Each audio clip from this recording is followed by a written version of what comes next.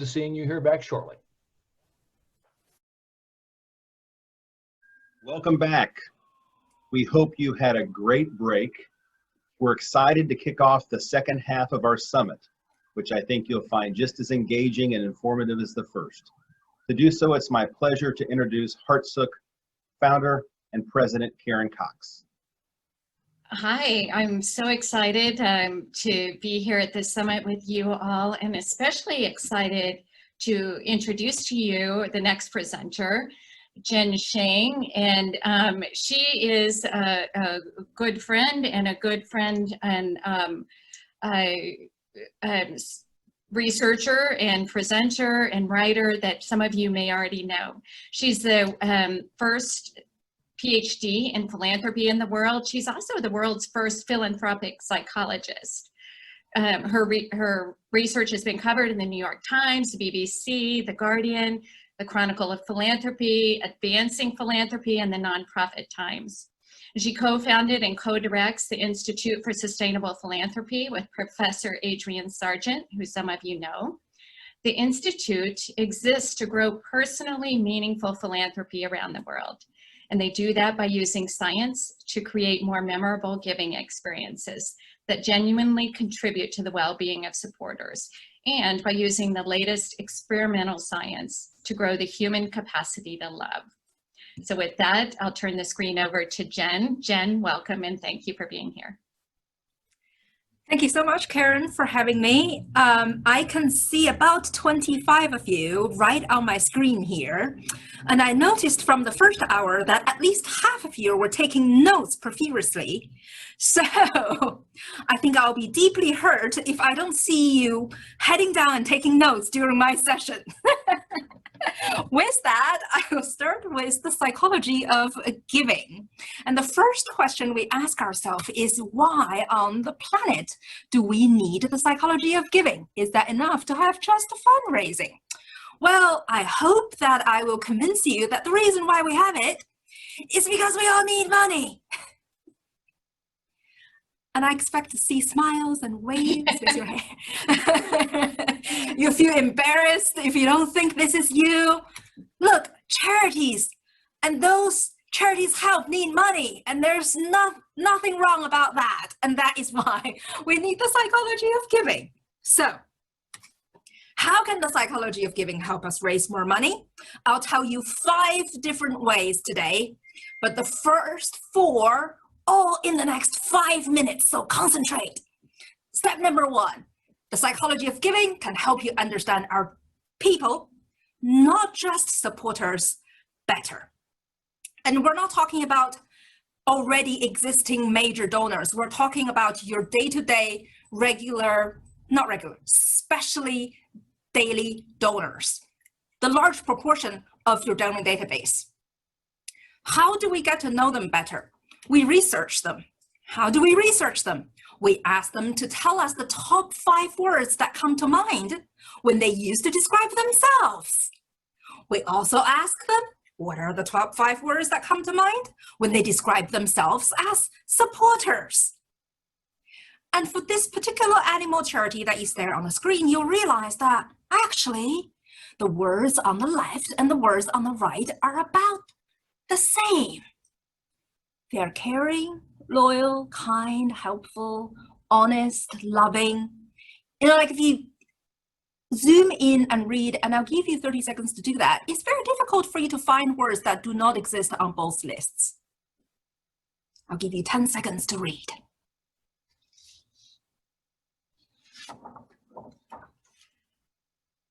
That is true for this Canadian charity, and this is an animal charity. What we learned through our research is that the words people use to describe themselves differ by sector, by charity, and they differ by whether they use it to describe themselves or themselves as supporters. Charities also differ on the degree to which people overlap in those words. For this animal charity, you see the words almost completely overlapping, but for this US conservative think tank, what you find on the left and what you find on the right, they're not exactly the same. I'll give you another 10 seconds to read.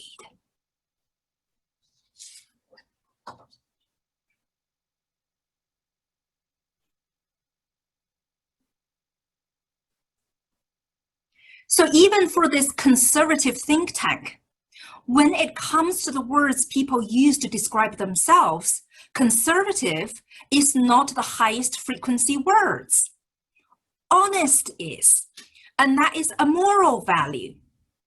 And when you go to the right, when they think about themselves as a supporter to this organization, that's when conservative rise to the top. So there is this difference between the words that people use to describe themselves and the words that people use to describe themselves as supporters.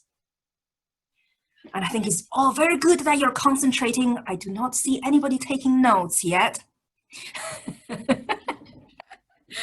I am having fun, as you can see. Okay. So these organizations, they use different words. So then the fundraiser's job is to figure out, well, who should I be talking to if I want to encourage them to give to my organization? Should I talk to their sense of who they are as a person? Or should I talk to them as a supporter? Well, I'm a scientist, I'm not a magician, so I can't tell you unless I test. So let's put them to test and see which one is going to work better. So the second way that the psychology of giving can help you understand is what's the best way to talk to your people. You don't have to just talk to them as supporters. You can talk to them as your people. For this conservative think tank, in a direct mail package, we have 3 conditions. In the control, and in that envelope, in that pack, I should say, there's nothing else that is different, including the outer envelope, the letter itself, any inserts, other than what I'm going to show you in the next 3 slides. Okay, the only difference between the 3 conditions is in the control condition, there are only 2 encouragement sentences before people need to choose how much they want to give. I've renewed my 2019 membership, and I am renewing my membership in this amount today. Now, in our first experimental condition, we added this sentence here and these 2 boosters. But really what I want you to pay attention to are these red words. These are all literally words that people used to describe themselves. Faithful, trust, faith, compassion, hardworking. They are all self-adjectives in condition 1. And then in condition 2, exactly the same sentence. The only difference are, again, those red words: proud, hope, pride, patriotic. Those are the only thing that differs between the 2 groups. So that's how you talk to them. What about the money? Well, the result is that in the control condition, the response rate of the mail pack is 6%. In the supporter-based condition, it's 14% higher. And in the self-based condition, it's 20% higher. So yes, if we know how to talk to our people, and if we talk to our people well, we will be able to increase giving. And that is not the best news. The best news is that we can do this repeatedly. The first experiment that I showed you is in direct mail. The next experiment we did was in email. And it doesn't matter which media, they were sent to exactly the same group. And when we can fine-tune the message, we can generate similar increase from the same group of people in different channels. This time, it can go as high as 28% or 37%. So yes, talking to people in the right way and understanding them in the right way pay off. So now, are you all getting ready to cheer for me? Here is the question, okay? Smile, thank you, I can see some smiles now. Do you love the psychology of giving yet? I have shown you the money. There we go, I've shown you the money. So yes, we love the psychology of giving. And if you don't, I've got another 22 minutes to convince you that you should. Okay. The fifth thing that the psychology of giving can do is to help our people feel better about themselves. And that is really, really good news, especially now. So this is where I'm gonna slow down and walk you through 3 studies that we did this year.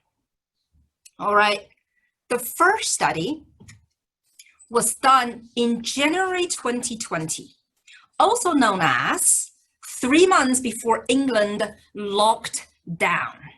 So they did this study just in time, right before everything else happened, okay? This is the organization that's called the Royal National Lifeboat Institute in the UK. Now, in the US, as my British husband would say, you are sensible people. You have a coast guard if you fall off your boat on the sea. Now, in the UK, they don't have a coast guard. So if anybody fall off their boat, it's the volunteers. Go for their rescue and they live on donations. So this institute need money to save lives from the boats and from the ocean. Now, at the moment, this is their homepage today. I didn't want them to watch Dad drown. So yes, they are proudly raising money because they are saving lives. Now, before the crisis, they asked the same question of their people, and this is the first time that we can see this method show how good giving makes people feel. Now, because it's so special, I'm going to give you 10 seconds to look on the left. Take a minute, read the words on the left.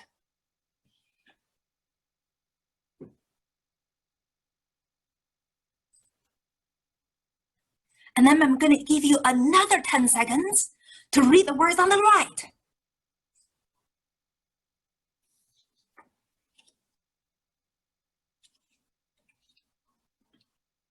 Okay, how many of us have used in our fundraising copy, "Dear Retired and Old"? Thank you for the laugh. I can see you laughing. Right, we don't do that, do we? But that's the words people use to describe themselves. When you ask them in a supporter survey, what are the words you use to describe yourselves?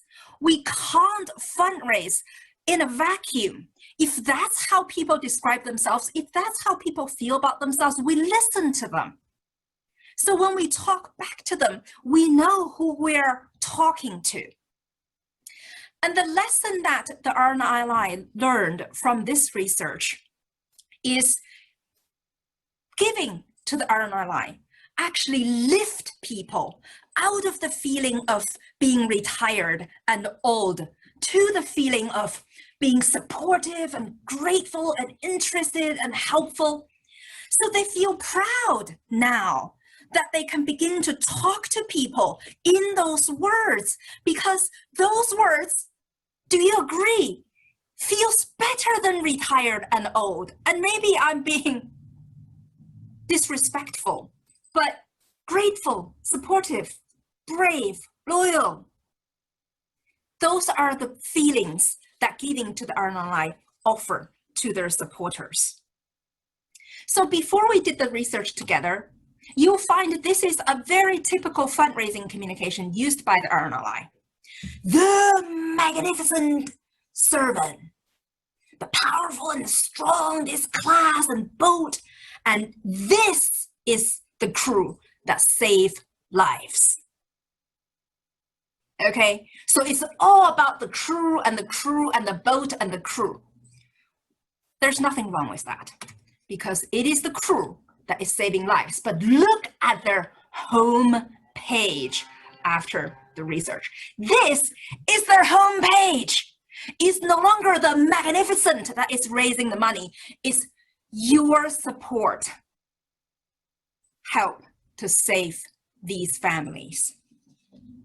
And if you browse through their website, after the research, it's about your kindness that will help our crew stay ready. Your kindness.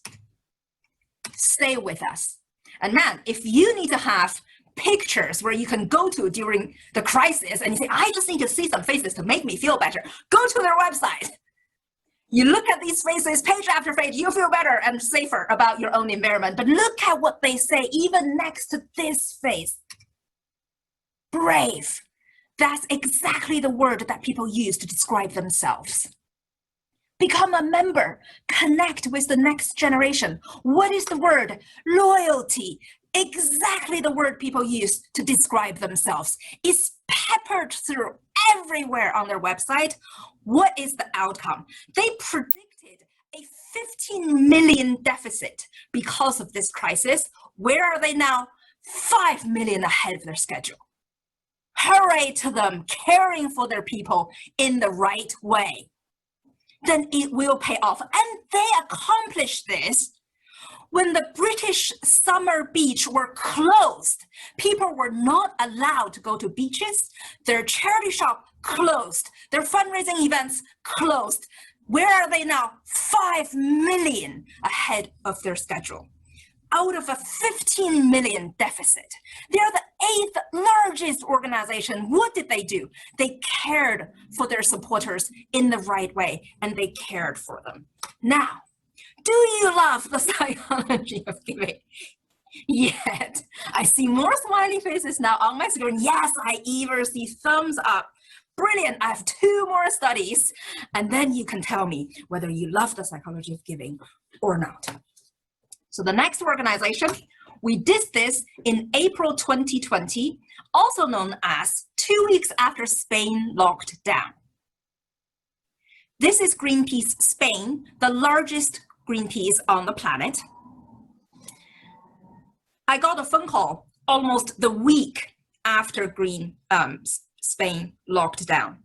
And I have one question on the other side of the line, and it is not, Jen, how are we going to raise money? How are we going to survive the crisis? The question I was asked is, Jen, how can we take care of our people? They feel bad. And me being the researcher, I was like, I thought I care about love. I was like, how are you guys doing on money? They're like, oh, we're fine. Oh, our upgrading campaign are doing superbly well. We're not worried about money. But can you do something to care for our 1.6 million supporters? We want to help our people feel better. And we almost killed ourselves. And do not ever ask me to do this ever for your own organizations. We're like, how quickly can you possibly send this survey out to 1.6 million people to help them feel better? And take a guess how many days it took our institute to get the survey on the stage and send it right behind the lockdown doors. It's 10 days, including a 24/7 weekend. Within 2 weeks, Spain locked down.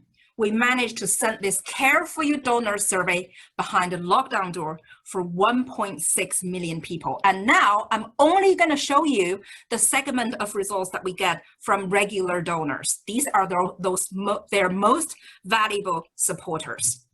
And this is going to be the only notation that you'll be tested on before you leave the summit today. The next page, I need you to remember 3 notations, okay? Whenever you see the color green, it means positive emotion. Whenever you see the color red, it means negative emotion. And whenever you see the color neutral, black, that's neutral emotion. Okay, the words on the next page or the colors on the next page is going to show up in one of these 3 colors. And I want you to take a very quick glance of next slide and tell me in your gut whether people feel good, positive, or bad, negative when we ask them about how they feel. Okay, get ready. It's only going to be colors, and they are the highest frequency words people use to describe how they feel. And we coded these highest frequency words into positive, negative, and neutral emotions. Do people feel bad overall or good overall? Give me a sign. Show me you care and you're paying attention. Are people feeling? Exactly. People are feeling bad. That is the highest frequency words that people use to describe feelings 2 weeks after Spain locked down. But the good news is if you look past these top 10 words and go down to the 19 to 20, you'll find actually good feelings are still there. They're hidden. They just got overwhelmed by the crisis that is happening to them. So now, what is fundraisers' job then? Fundraisers' job is to help people move all these good feelings down the chart back to their top list. How can you do that, I wonder? And this is where you really need to take notes. So I'm going to speak very, very slowly. Copy this slide down. Do not focus on others' feelings in your communications. Because whenever people think about other people's feelings, they always feel worse than when they talk about their own feelings. They just let the raw emotion run loose. How do we know that? Well, these are the words people use to describe other people's feelings, and these are the words people use to describe their own feelings. And when they describe other people's feelings, they are the most honest with themselves about how they really, really feel. As much as you can tell them the horror that we all face today, if I were you, I would not dwell there. Touch on it. Help them connect with you. Show them you understand that's where you are and that's where they are, but don't dwell on it. Because the minute you shift their focus to their own feelings, they have the motivation to feel slightly better. Okay, so don't focus too much on other people's feelings. It's okay to talk about them, but don't focus on them. The next slide.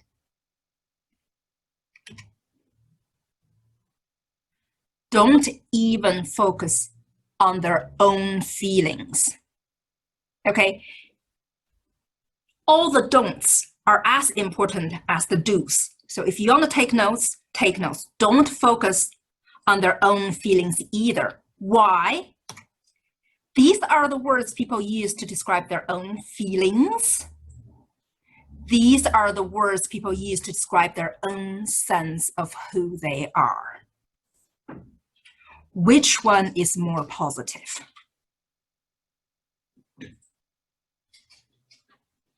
Their own sense of who they are.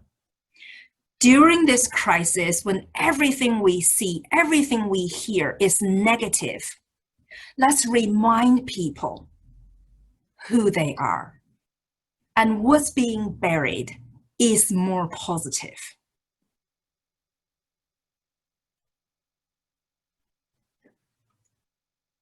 But don't even focus on who they are. Don't cross out what you wrote down already, just add to it, because then you can think back and review the lessons, and whenever you write a copy, you can write your list on this side, and you have your copy on the left. You can think about these things, what to say and what not to say, okay? Don't even focus on who they are. Why? These are the words they use to describe who they are. These are the words they use to describe themselves as a member of the Greenpeace family. Wow. Wow, wow, wow, wow for philanthropy. That's the power. That is the power to be the family of one of the greatest causes on the planet for a long time. Our relationship with them pull us out of the crisis we see and we hear every day. So after all the don'ts, focus on who they are as a Greenpeace supporter. And this is right after the crisis. When are you going to use this with your own supporters? When you feel the mood in the community is really, really low. When you know you are the pillar for your people to lean on in order to regain their own strength. So it is important to know what to focus on, but it is as important to know what not to focus on, which you all took note of. So when you do speak them, one thing I did not say is don't talk about negative feelings. I didn't say just ignore them completely, don't worry about them, they're not important. I didn't say that. I said don't dwell in it. You have to talk about it because that's real. We can't ignore what people feel because whether we ignore or not, that's how people feel. But what we can do with fundraising is we can take them out of it. In the survey itself, we designed a question that can help people feel more encouraged. And we did that by asking people to encourage others. And what we found is that during this crisis time, 5.5% of the people responded to this email survey. In Spain, this is twice of their normal time response rate. So don't be afraid to reach out and talk to people and listen to them. And more than this response rate, we have more than 150 unsolicited emails to tell Greenpeace how nice it is for them to take care of their supporters and to care about how they feel. In the survey, there's nothing about giving.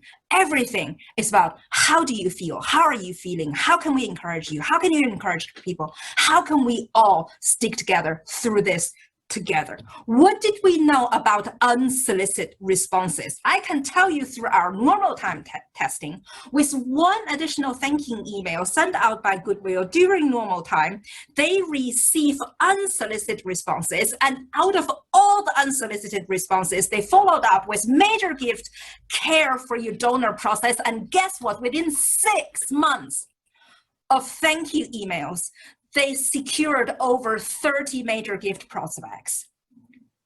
That's from unsolicited responses, from genuine effort to care for your supporters.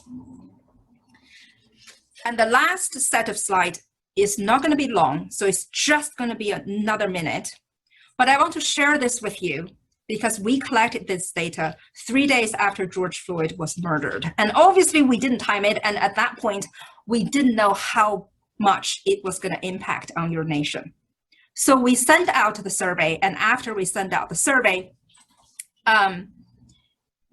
it became a national event. And that's when we decided that even though we were not going to have the sample size we expect to have, we were not going to send out a reminder. We are just going to let it slide, because in that situation, not even offending one supporter is worth it. No research data is going to be worth it if we're going to offend one person by sending out a COVID survey when people's attention is on George. So we did what we could with data.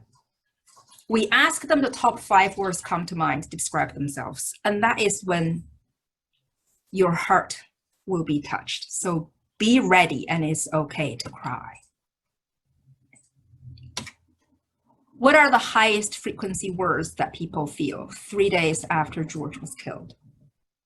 Concerned as a person, concerned as a supporter. They're concerned.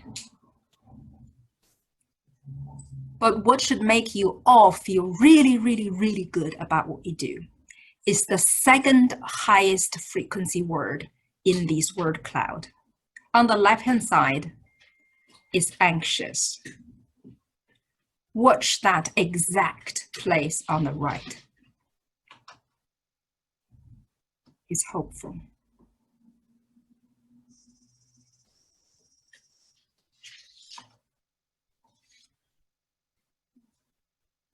It's too early to see results in giving yet. So I can't tell you when they modified their website from this one, which focus on the problem, the need, the action, to this one, where we focus on the supporters, the caring, and the hope that they're giving out. But in the lab study we did, we know when the sentences are constructed well, giving can increase by about 69%. But that really is not the point, is it?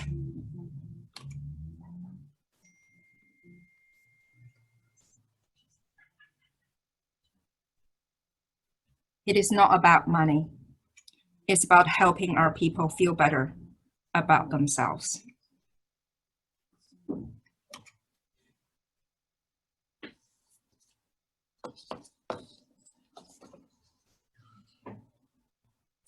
Do you love the psychology of giving?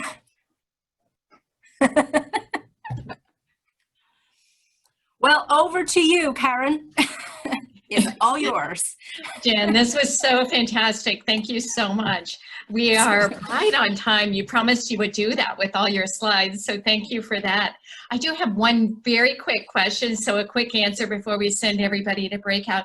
A couple of people wanted to know that if they don't know how their donors or supporters or prospective donors feel about themselves, how should they do a survey? And if yes, do you have some kind of tool that you would be willing to share? Oh yeah, here's my email. Send me an email. I will tell you the tools. Wonderful. That's a big quick answer. Exactly. I love it. Thank you so much. And thank you everybody for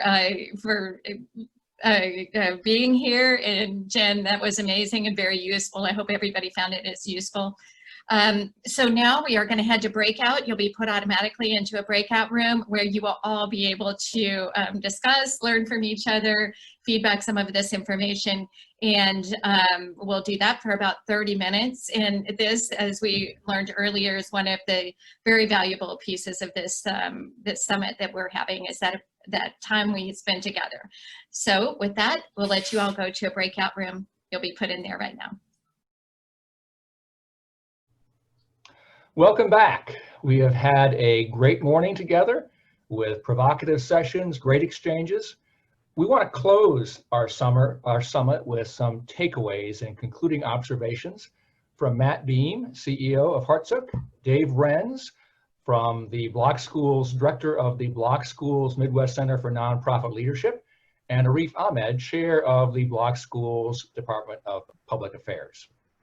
So let me just start by throwing out maybe a question for our participants.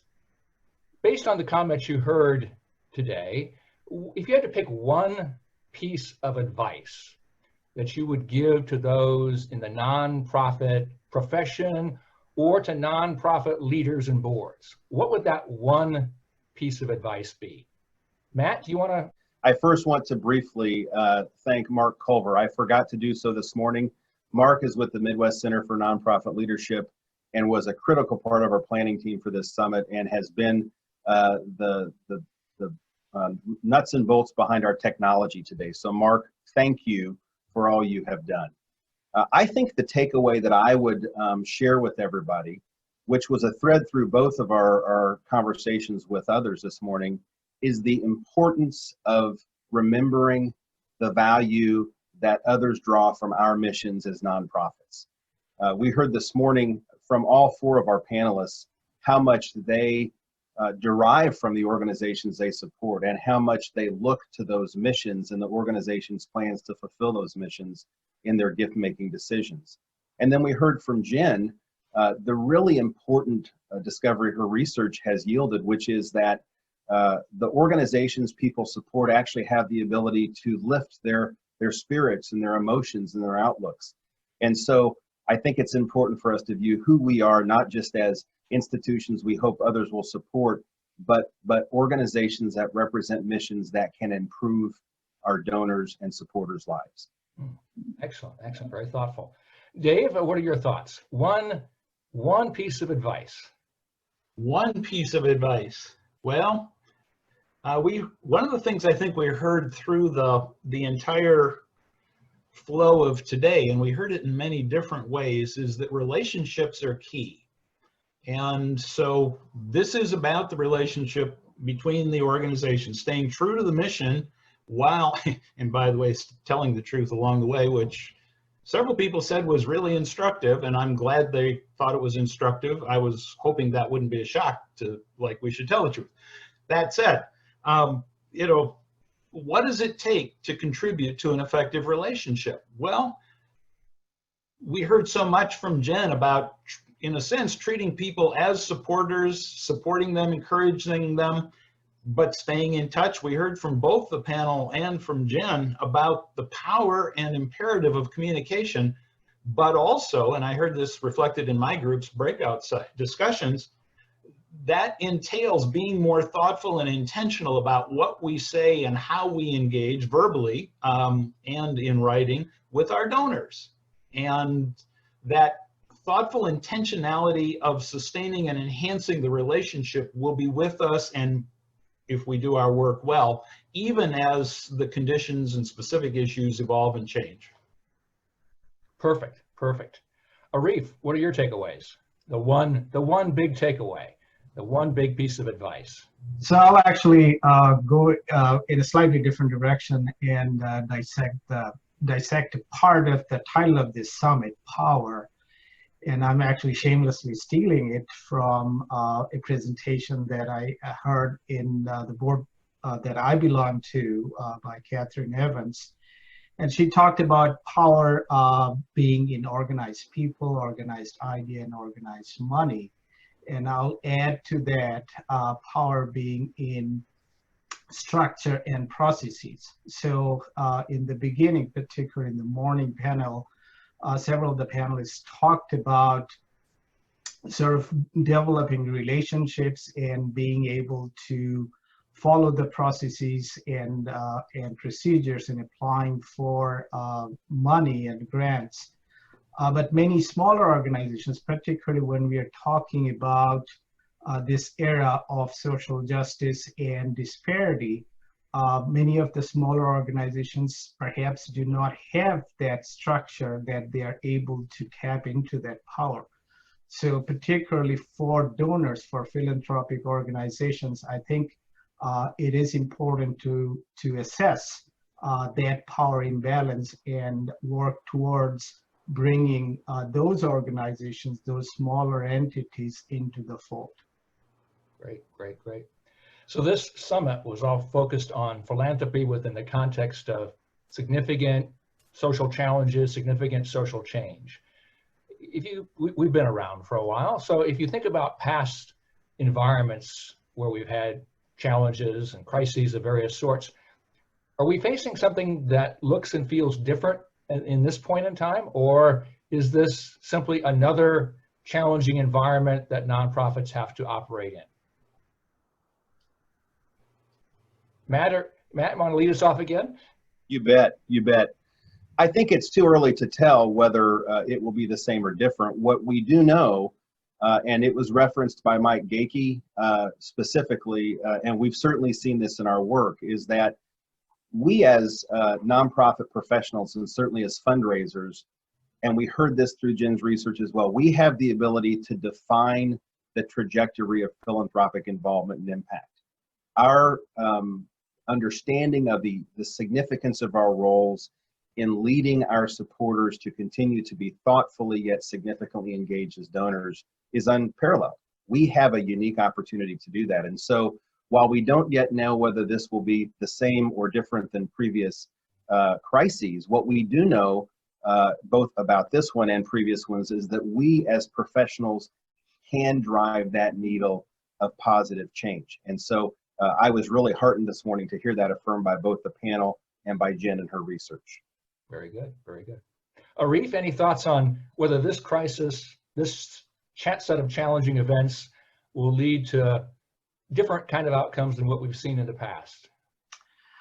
Well, I think, I mean, it's a cliche that it's a 100-year event. So I think it has unearthed or sort of laid bare many of the structural differences and disparities that have been always in place. It's a question of how we respond as a society in terms of taking it as a challenge or taking it as an opportunity to more wholesomely address those issues, given that essentially the entire world is experiencing it. So in many regards, it's more challenging, but in some regards, it's perhaps easier to bring people together who would typically not come together. So in that regard, I see it as different. And Dave, maybe I'll frame the question a little differently for you. We have obviously a moment that is full of change. We also have some long-standing trends that have been occurring in the world of nonprofits and philanthropy. If you had to project out maybe 5 years, how will the world of nonprofits and philanthropy and fundraising, how will it look? Oh, you gave me the tougher one there. Well, thanks for the invitation to reflect on that. Building on what our colleagues have said throughout the day and Matt and Arif just now, I believe that we will never be going back to pre-COVID conditions and structures. We are in a time of change. So I don't think we're returning to normal. I think we're going to the next normal as we develop practices. And we're certainly hearing at the center, and I've heard it even today, that people are still people, and that's important to remember. Their inclinations and motivations are going to stay the same, but how we engage and even sort of the tactics and technologies by which we do it are going to be different. I think we're going to see ourselves using technology in different ways, and that's going to, well, we already are. I think it's going to continue. We'll never completely stop that. And so it's a matter of developing and innovating, and I think we're seeing organizations really testing out some things now, some of which are just adaptations in the short term, but they're actually learning, wow, this actually makes a difference. This will be useful. And so as we look 5 years out, the blend of missions and the work of the agencies that we're talking about will continue. That's reasonably permanent, but the vision for what we do to that is actually, how we do in response to that is actually going to be evolving and shifting. And I believe this is going to be a time of some significant innovation where we will see agencies and their boards and their volunteers rethinking how can we do some things in safer and more effective ways, but to Dr. Ahmed's point of a minute ago, in ways that are also more effective in engaging and respecting and addressing the social justice and community needs and issues that we've become more sensitive to. Not everybody equally, and how that happens for each of us is a process of discernment and growth. I think we're getting to the point where people are getting beyond the emergency response and they're thinking through what is that next generation for us. And I am either hoping or believing that nonprofit agencies are going to use the next couple of years to refine their practice, hone in on what's most useful and beneficial at core, and frankly, respond to the needs of their people, all their stakeholders, in respectful and responsive ways that I think will yield a new generation of sensitivity and responsiveness. Excellent way to close out our discussion. Thank you, Matt. Thank you, Dave. Thank you, Arif. And thank you to all of our presenters, our moderators, and participants. Our nonprofit sector is more critical today than ever, and the role of fundraising and philanthropy is essential to the health of this sector. We here at Block are delighted at being able to partner with Heartsook in offering today's Philanthropy Summit. Both organizations are committed to supporting the nonprofit community, and we look forward to continued partnerships to address the needs of this community. We will be following up shortly via email with information on some of the takeaways that were developed from our breakout sessions, as well as information on accessing recordings and the slides that were presented today. So thank you for participating and enjoy your weekend.